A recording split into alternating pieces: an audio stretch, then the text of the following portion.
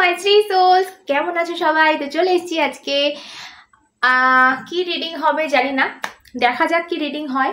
তোমরা হয়তো ভাববে আজকে দিদি কানের ফানের পড়েছে, সুন্দর সুন্দর সেজেছে, কি ব্যাপার? তো সেরকম কোনো ব্যাপার না। একটা জায়গায় গেছিলাম, সেখান থেকে জাস্ট ফিরেছি। এখন প্রচুর রাত, এখন প্রায় 12টা বেজে গেছে।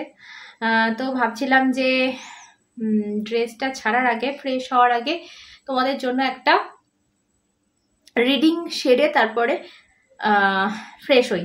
তো সেই বসে পড়েছি, কারণ দর করে ঘামবো। একটু পরে দেখতে পাই, 5 মিনিট পর দেখতে পারো, ওয়েট করো। তো চলো রিডিংয়ে যাবো। ফার্স্ট অফ অল যেটা দেখার সেটা হচ্ছে একটা মেন মেসেজ তোমাদের রিডিংয়ের। কি রিডিং আসতে চাইছে সেটা তো জানি না। তো মেন মেসেজ যাব, তারপর যাব ট্যারোতে। ওকে, এনার্জি কানেক্ট করো। আর একটা কথা, আমি কিন্তু আমার চ্যানেলে শুধু লাভ রিডিং করি না। লাভ রিডিং বেশি হয় ঠিকই, কারণ তোমাদের ভিউ বেশি লাভ রিডিংয়ে আসে, বাট আমি চেষ্টা করি সব ধরনের রিডিং দেওয়ার। তো যদি অন্যরকম কিছু কোনো রকম মেসেজ পাও, সেটাকেও নিতে শেখো। শুধুমাত্র প্রেম জীবনটাই জীবন নয়, ঠিক আছে? সো দেখা যাক কি আসে। আগে আগে দেখো होता है क्या।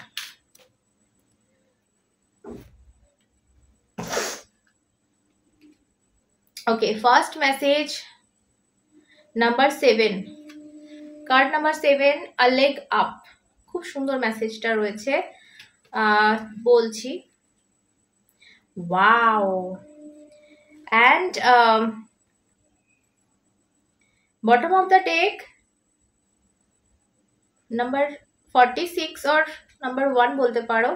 এখানে রিজেনারেশনের কার্ড রয়েছে। তো দুটো কার্ডই খুব সুন্দর। এখন আমার একটা ভাইব আজকে আসছে রিডিং এর শুরুতেই, সেটা হচ্ছে প্রথম আমি যেটা চ্যানেল করতে পারছি সেটা হচ্ছে ফোনিক্স। ফোনিক্স কি হয়, নিজেকে নিজে আগুনে পুড়িয়ে দেয়। ওর যখন মনে হয় যে আমার এবারে শেষ হওয়ার সময় এসেছে, বা আমি নিজেকে রিজেনারেট করব, বা আমি নিজেকে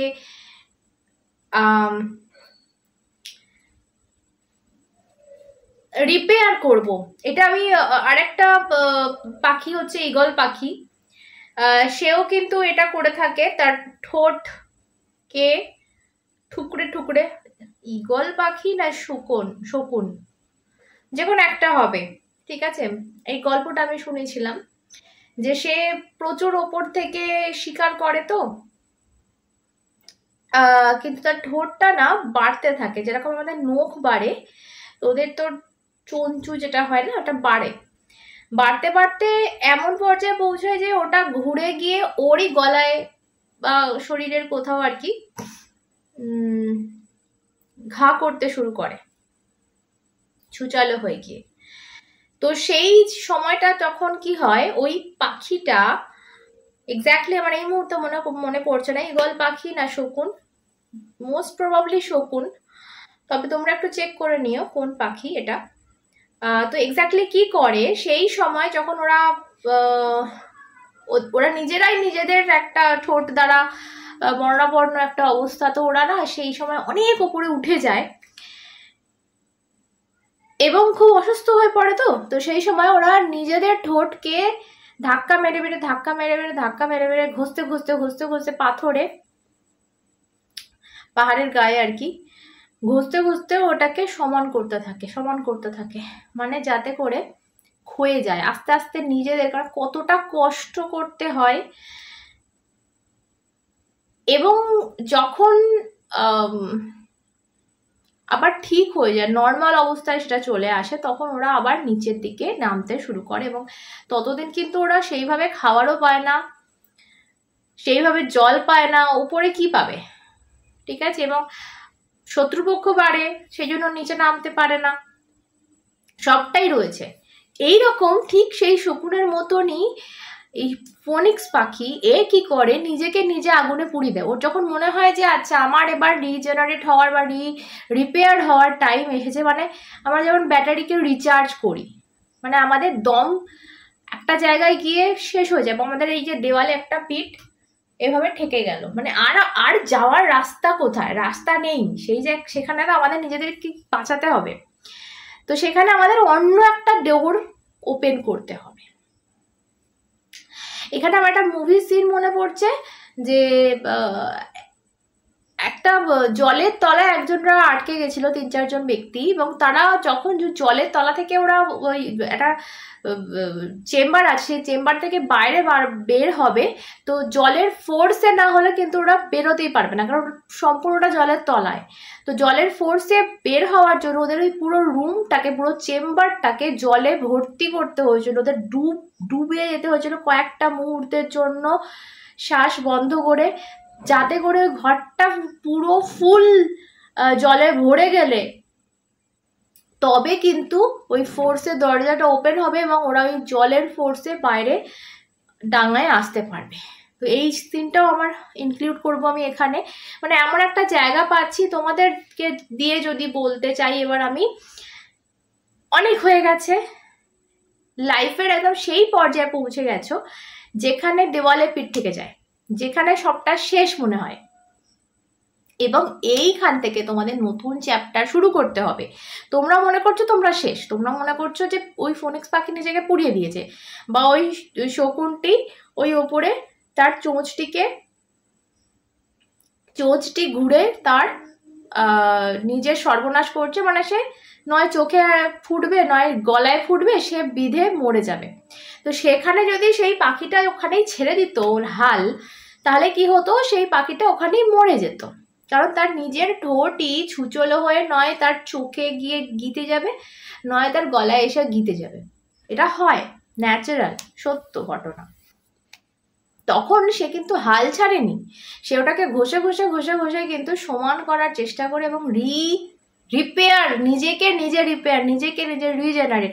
আমি এখানে সেরকম একটা ভাইব পাচ্ছি আজকের কার্ডটাতে। আমি সেই জন্য এতগুলো কথা তোমাদের বলছি যে হয়তো এটা হতে পারে যে লাইফে প্রচুর এরকম কষ্ট পাচ্ছ, বা এমন একটা মুহূর্ত চলে এসেছে যে আর কিছু করার নেই, তোমরা মনে করছো এখানেই দ্য এন্ড।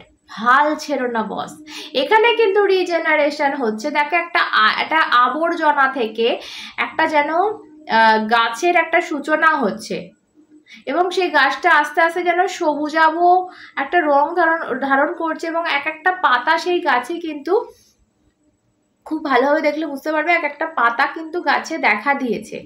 তো এখানে এই শুকনো এলাকায় শুকনো গাছে কে ভাবতো যে আবার পাতা দেখা দেবে, কিন্তু হলো। একেই বলে মিরাকেল, আর এই মিরাকেলটা তোমাদের ক্ষেত্রে পসিবল। এই যে কার্ডটি চলে এসেছিল, এই লেগ আপ, মানে একটা পা সবসময় বাড়িয়ে তোমাদেরকে স্টেপ নিতে বলা হচ্ছে, তোমাদেরকে অ্যাকশন নিতে বলা হচ্ছে। আমি জানি না তোমাদের লাইফে কার কি কন্ডিশনে আছো, কার কি অবস্থা, যাই অবস্থা থেকে যাক, যদি একেবারে শেষ হয়ে গিয়ে থাকো, তোমাদেরকে বলা হচ্ছে আরেকটা সুযোগ নিজেদেরকে দাও, সে যেভাবে হোক দাও। আগুনে পুড়িয়ে ফোনিক্স পাখি নিজেকে পুড়িয়ে ফেলে, কিন্তু তার সেই ফোনিক্স পাখি সেই ছাই থেকে আবার জন্ম নেয়, তার নিজের পোড়া ছাই থেকে সে নিজে আবার জন্ম নেয়, রিজেনারেশন হয় তাদের। সো সেই সুযোগটা নিজেকে দাও। শেষ হয়ে গেছো তো, পুরো ছাই হয়ে গেছো, সেই ছাই থেকে তোমার জন্ম হবে। ঠোঁট বেঁকে গিয়ে একদম নিজেকে খুন করে ফেলছো নিজের অজান্তেই, মানে নিজে শেষ হয়ে যাচ্ছ। এবার দ্য এন্ড, এবার ডেথ না, রিবার্থ, এবার পুনর্জন্মের পালা। তো খুব সুন্দর মেসেজ তোমাদের প্রথমেই আমি দিলাম। এরপর 13তে যাব, 13 থেকে দেখা যাক আর কি মেসেজ তোমাদের জন্য ওয়েট করছে। ওয়াও, 2 অফ কাপস এখানে তোমাদের জন্য first message, and bottom of the deck is 10 of swords. আচ্ছা, আর একটা মাঝখান থেকে নেব, তোমাদের সামনেই খুলি।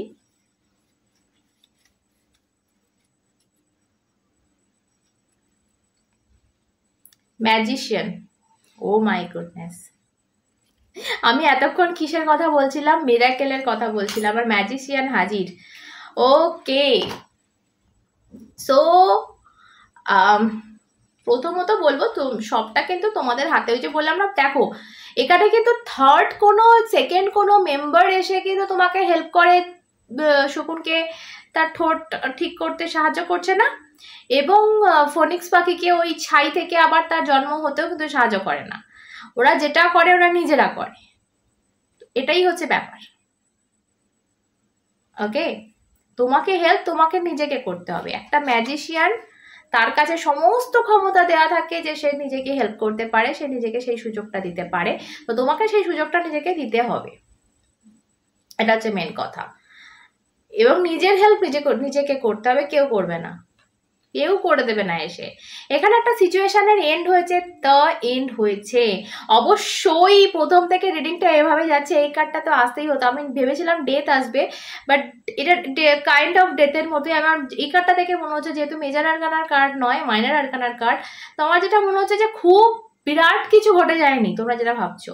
এটা মাইনার ইভেন্ট, খুব ছোটখাটো কিছু একটা এন্ডিং হয়েছে। তো খুব মাইনার একটা কিছু এন্ডিং হয়েছে, এটা এমন বিশাল কিছু ঘটে যায়নি যতটা তোমরা ভাবছো। তো সেই জায়গা থেকে একটা রিজেনারেশন হচ্ছে, তোমাদেরকে অ্যাকশন নিতে বলা হচ্ছে। এবং আমি যে বলছিলাম না নিজেকে হেল্প নিজে করো, এই কার্ডটা কিছুটা হলেও সেটা বলে। এটা সবসময় যে একটা পার্টনারকে বোঝাবে তা কিন্তু না, এখানে পার্টনার দেখাচ্ছে ঠিকই, কিন্তু সবসময় কিন্তু আমরা নিজেরা নিজেদেরকে বুঝি না, কিছু সময় আন্ডারস্ট্যান্ড করি না আমরা নিজেদেরকে। আমরা ঠিক কি চাই বুঝতে পারি না, আমরা ঠিক কোন পথে গেলে। যদি এই জিনিসটা আমাদের মাথায় ফোকাসড হয়ে যায় না যে আচ্ছা, তাহলে কিন্তু আমাদের হাতে মুঠোর মধ্যে দুনিয়া। আমরা নিজেদেরকে নিজেরা কন্ট্রোল করতে পারবো, আমরা নিজেদের লাইফ নিজেরা কন্ট্রোল করতে পারবো, যা চাইবো তাই পাবো। যদি আমরা বুঝে যাই যে আমরা ঠিক কি চাইছি এবং আমরা সেটা ভাবতে শুরু করছি যেটা আমরা চাইছি, আর সেটা আমরা পেয়ে যাব যে হাতের মুঠোয় যেটা আমরা চাইছি বা ভাবছি। তো এটা বোঝার ব্যাপার আছে যে তোমাকে বুঝতে হবে, নিজেকে বুঝতে হবে আগে সবার। আন্ডারস্ট্যান্ড করতে হবে যে তুমি কি চাইছো, এবং সত্যি কথা বলো তো তুমি সত্যি কি চাইছো, ঠিক কোন জিনিসটা, একটা জিনিস বলো এটা চাইছো। অনেকে বলবে আমি ওই অমুক ব্যক্তিকে চাইছি, কিন্তু অমুক ব্যক্তিটা এসে তোমাকে রোজের কাঁদাচ্ছে, চোখের জল ফেলছো। তুমি কেন তোমার বাচ্চাকে কষ্ট দিচ্ছে, সন্তানকে কষ্ট দিচ্ছে, বা ওর বাবা মাকে কষ্ট দিচ্ছে, তাদের ধরে ধরে গালাগালি দিচ্ছে, তুমি কি এটাই চাইছো? তুমি বলবে না সেটা চাইনি, কিন্তু অমুক ব্যক্তিকে চাইছি। তো এখানে কিন্তু অ্যান্সার ক্লিয়ার নয়। তুমি আগে বলো তুমি কি চাইছো, এটা ভাবো ভালো করে। তুমি কি সত্যি শান্তি চাইছো? তুমি কি সত্যি মুখের হাসি চাইছো? তাহলে তুমি অমুক ব্যক্তিকে চেও না, এই ভুলটা করো না, তাহলে কিন্তু কিছুই পাবে না। না ওই ব্যক্তি আসবে আর না ওই মুখের হাসিটা। যদি একটা সুন্দর সম্পর্ক চাও নিজের জন্য, সেই জিনিসটা স্পেসিফিক ভাবে বলো যে আমি এই ধরনের হাসি চাই, এই ধরনের খুশি চাই। তো সেইটা দেওয়ার যোগ্য যে সে তোমার জীবনে আসবে। এটা হতে পারে না যে একটা তুমি ক্রিমিনাল, যে তুমি চাইলে যে ক্রিমিনালটা এসে কতগুলো কি বলবো বাচ্চাদের সেবা করবে, সেটা তো হতে পারে না। না, তোমরা অবাস্তব জিনিস চাইছো। আমি জাস্ট উদাহরণ দিলাম, আমি বলতে চাইছি না কিন্তু এটা একদমই যে যারা দেখছো তারা যে ব্যক্তিটিকে চাইছো সে ক্রিমিনাল, বা যে ব্যক্তিটিকে চাইছো সে এসে দুঃখ দেবে তোমাকে, না আমি সবার কথা বলছি না, আমি জাস্ট উদাহরণ দিয়ে বোঝালাম। ধরো তুমি পয়সা চাইছো, তুমি কত পয়সা চাইছো, তুমি সেটা কিভাবে চাইছো, কোন বেসিসে চাইছো। আমি একটা ভিডিও ছেড়েছিলাম যে আমি যে যত টাকা চাও সেটা কমেন্ট করো, একটা অন্য চ্যানেলে ভিডিও ছেড়েছিলাম। তো সেখানে কিছু মানুষ তো লিখেছে 2 লাখ, 5 লাখ, 10 লাখ। ভাই তুমি কি করো, কি করো? আকাশ থেকে পড়বে টাকাটা তোমার কোলে? তুমি কি করো কাজ, সেখান থেকে তোমার কত টাকা তুমি ইনকাম, খুব বেশি হলে কত টাকা করতে পারবে, বা একটা লটারি কেটেছো, ঠিক আছে, লটারিটা কত টাকার কেটেছো, এই লটারি থেকে তুমি কত টাকা জিততে পারবে, সেইটা লেখো অ্যামাউন্টটা।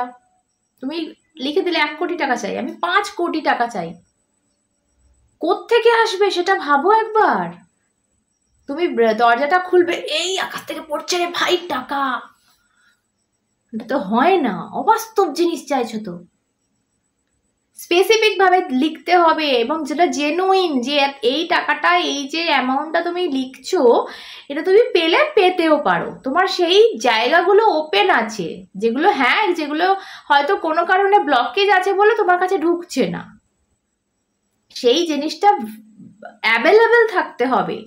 ডোরগুলো অ্যাটলিস্ট বন্ধ থাকুক, কিন্তু ডোরগুলো অ্যাভেলেবেল থাকতে হবে, তবে গিয়ে তোমার ম্যানিফেস্টেশনটা সেই ডোরটাকে খুলছে। আবার আমি কিছু মানুষের জন্য বলি, তারা লিখেছে যে আমার কিছু চাই না, তুমি যা দেবে ইউনিভার্স ঠেঙ্গা দেবে তোমাকে, তুমি ম্যানিফেস্টই করছো না কিছু, আর তোমাকে মানে ইউনিভার্সের বসে বসে কাজ নেই, আর এত মানুষ ম্যানিফেস্ট করছে, এত মানুষ চাইছে, তাদেরকে না দিয়ে তোমাকে দেবে, কেন দেবে? সো ইয়া, চাইতেও হবে, এবং চাওয়াটা যেন জেনুইন হয়, এমন নয় যে অন্যের মেরে তোমাকে দেওয়া, সেটাও নয়, বাট তোমার প্রাপ্য, তুমি এত টাকা পাও, এত টাকা পেতে পারো কোনোভাবে, সেই জায়গাটা ব্লকেজ, সেইভাবে তুমি ম্যানিফেস্ট করো। সেরকমই ভালোবাসাটা, তুমি এরকম একটা সুখের জীবন চাইছো, কিন্তু তুমি ধরে নিয়েছো তুমি বিয়েই করবো না, আমি বিয়েই করবো না, কিন্তু আমার ভাই আমার সংসার চাই, কেমন কথা হলো ভাই? আমার সুখ চাই, আমার মুখের হাসি চাই, আমার সন্তান চাই, কিন্তু আমি বিয়ে করবো না। মানে আমি জাস্ট উদাহরণ দিচ্ছি এগুলো, ঠিক আছে? সো এখানে এই আন্ডারস্ট্যান্ডিং এর ব্যাপারটা আছে, যে তুমি কি চাইছো, সেই জায়গা থেকে কিন্তু তোমাকে একটা অ্যাকশন নিতে বলা হচ্ছে, এবং তোমার দেওয়ালে পিঠ ঠেকে গেছে হয়তো, এইখান থেকে নতুন দরজা একটা পিঠের দিকে ফিরে পাবে তুমি, মানে তোমার পিঠটাতে এরকম ঠেকে গেছে, তুমি এইখানে একটা দরজা এবার অনুভব করবে, যে আরে লক আছে, তো লকটা খুলি, দেখবে আরো জায়গা আছে, তোমার পিছন দিকে ফিরলে তুমি দেখবে একটা নতুন দুনিয়া তোমার জন্য ওয়েট করছে। আমি এরকম একটা ভাইব আজকে পাচ্ছি, ভীষণ সুন্দর ভাইব আছে, বিশ্বাস করো। তো থাক, আজকে আমি আর বাড়াচ্ছি না রিডিংটা, যারা বুঝতে পারলে তাদের ভাগ্যের চক্র ঘুরবে। ওকে, তো সকলে ভালো থেকো, সুস্থ থেকো, আবার অন্যটা দেখাবে, সাথে তোমরা এবং শ্রী।